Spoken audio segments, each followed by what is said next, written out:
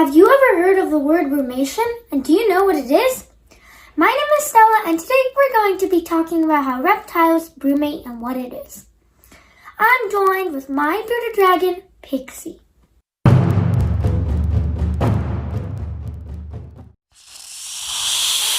Brumation is a survival technique that some reptiles perform in the wild. Brumation is basically like hibernation. Reptiles brumate because during the fall and winter season, food is scarce and there's less heat.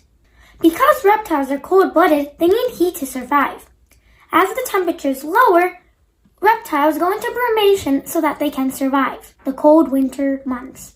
The difference between hibernation and brumation is that reptiles don't go to sleep the entire season to survive.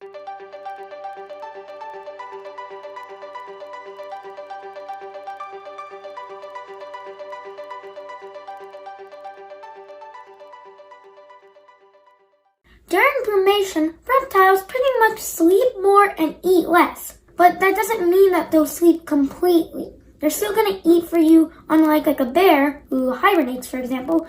And a mammal, typically mammals hibernate, but if something hibernates, then it'll go to sleep for the entire season and won't wake up until spring because of the cold weather. But for reptiles, they just kind of like lose more energy, and so they go to sleep more, but they still eat. And so because there's less sun, it becomes harder for reptiles to have all of their energy.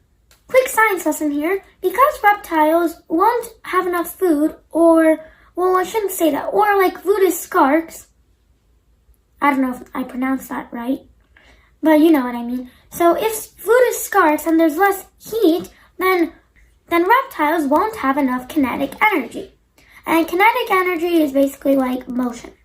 So if there's less food and heat, because reptiles are cold-blooded, they get energy from heat and they get energy from food. There won't be enough of that. So they have to go in brumation so that they can survive. Brumation helps reptiles preserve energy. Now earlier, I think I mentioned that not all reptiles brumate, but only some of them. For example, I think that a tropical species of like snake or lizard, I don't think that they'll brumate because it's typically hot where they will live. Please correct me if I said anything wrong. If you're planning on getting a reptile, you should definitely research where it's native to.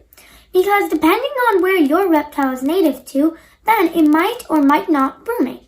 For example, I know that my bearded dragon here does brumate, and I also know that the plains hognose also brumates. If you know any more reptiles that brumate, you can comment them down below. Also, I know that my bearded dragon brumates, so you should definitely research about if your reptile will brumate or not. If your reptile suddenly brumates and you didn't know this behavior, please do not assume that it died. If you didn't know about brumation and the behavior that reptiles have during that period of time, then you should definitely start researching and fast, because I know that there can be some potential risks if brumation is not done properly. I'll talk about the risks towards the end of the video. Next, we're going to be talking about if you should allow your reptile to brumate. Now, personally, I think that you should allow your reptile to brumate because it's natural behavior that they would do in the wild. Well, some reptiles, I mean. So I think that you should let your reptile brumate. But in my opinion, I don't think young reptiles or a reptile that is sick or is underweight should brumate, because I know that you can make reptiles brumate intentionally, and even though it's natural behavior, if a reptile is sick or is too young, well, I'm mostly talking about if your reptile is sick or underweight, then they can possibly die. And I know that if your reptile brumates while they're young, then I think that can affect their well-being. So you should also just be mindful of that. So overall, I think that you should allow your reptile to brumate while they're full grown. Also, I think I said a little bit about this like a few seconds ago, but I think that you can intentionally make your reptile brumate by just lowering the temperature gradually over the months, and your reptile, will probably brumate. Also, if your reptile is going to brumate, it will probably be during October or November, or even early December. If your reptile brumates, continue offering food and turning on heat. Also, you should watch your reptiles wait while they brumate. After brumation, reptiles typically wake up during the spring season, and because reptiles breed usually in the wild would breed during the spring season and also in captivity, then your reptile might show signs of breeding, and her tail is about to go in my face. Then your bearded dragon might show signs of breeding right after brumation. Then they're probably showing signs of breeding. But this doesn't mean that you have to breed your reptile if they do show signs of breeding. Some risks be if your reptile brumates while sick.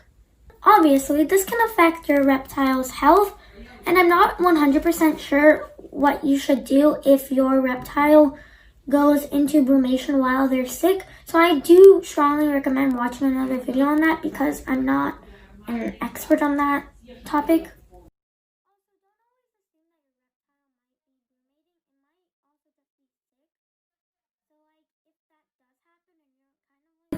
You don't really know if it's sick or if it's brumating, then I think that you should take your reptile to the vet, or you can just watch a video on that. Also, another risk is if you just leave your reptile alone because you think it's going to hibernate. Well, even though reptiles brumate, they still have to eat. It's basically that reptiles sleep more and eat less while they brumate.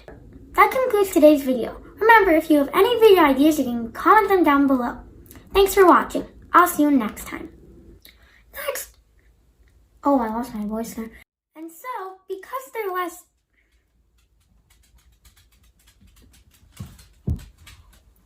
If your bearded dragon suddenly brumates... Oh, not bearded dragon, reptile. And I know that if your bearded... Why do I keep saying bearded dragon when I'm talking about all reptiles?